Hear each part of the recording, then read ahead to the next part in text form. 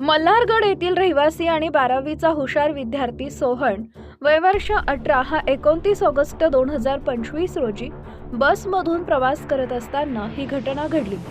साध्या वेशातील पोलिसांनी मल्हारगड जवळ अचानक बस थांबवली आणि सोहनला जबरदस्तीने बसमधून खाली उतरवलं। यानंतर काही तासातच पोलिसांनी सोहनला 2.7 किलो अफूसह अटक केल्याचा आणि अंमली पदार्थ तस्करीचे मोठे रॅकेट उघडल्याचा खोटा दावा केला। त्याला दुसऱ्याच दिवशी कोर्टात हजर करून जेलमध्ये पाठवण्यात आलं। सोहनच्या कुटुंबानं या बेकायदेशीर अटकेविरोधात उच्च न्यायालयाच्या इंदोर खंडपीठात धाव घेतली। कोर्टात सादर केलेले सीसीटीव्ही फुटेज, मोबाईल व्हिडिओ आणि साक्षीदारांचे जबाब हे पोलिसांच्या दाव्यात पूर्णपणे विरोधात होते। या पुराव्यात पोलिसांचा पाठलाग किंवा अंमली पदार्थाची जप्ती दिसली नाही, उलट साध्या वेशातील पोलीस सोहनला ओढून बसमधून बाहेर काढताना दिसले।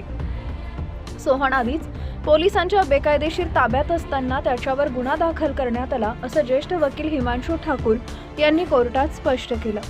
मंगळवारी झालेल्या सुनावणी दरम्यान उच्च न्यायालयानं मंदसौरचे पोलीस अधीक्षक विनोद कुमार मीना यांना न्यायालयात उपस्थित राहण्याचे निर्देश दिले।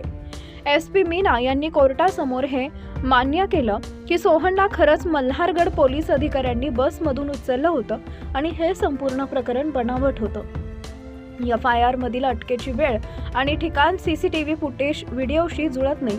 तसेच ज्या अधिकाऱ्यांनी सोहनला बसमधून उतरवलं ते मल्हारगड पोलीस स्टेशनचेच कर्मचारी होते, ही बाबही त्यांनी मान्य केली। SP मीना यांनी गैरकृत्याबद्दल न्यायालयाची माफी मागितली। त्यांनी कोर्टाला माहिती दिली की सोहनला बसमधून ओढून नेणाऱ्या पोलिसांसह मल्हारगड पोलीस स्टेशनच्या 6 कर्मचाऱ्यांना निलंबित करण्यात आलं आहे आणि विभागीय चौकशीचे आदेश देण्यात आले। 2 महिन्यांच्या बेकायदेशीर अटकेनंतर सोहनची सुटका झाली। न्यायालयाने या प्रकरणातील क्रूर कृत्याबद्दल गंभीर टिप्पणी केली असून यावर आपला आदेश राखून ठेवलाय। कायदेतज्ञांच्या मते या प्रकरणावर कठोर कारवाई अपेक्षित आहे, कारण पोलिसांनी एका निर्दोष विद्यार्थ्याचं भविष्य उद्ध्वस्त करण्याचा प्रयत्न केला होता।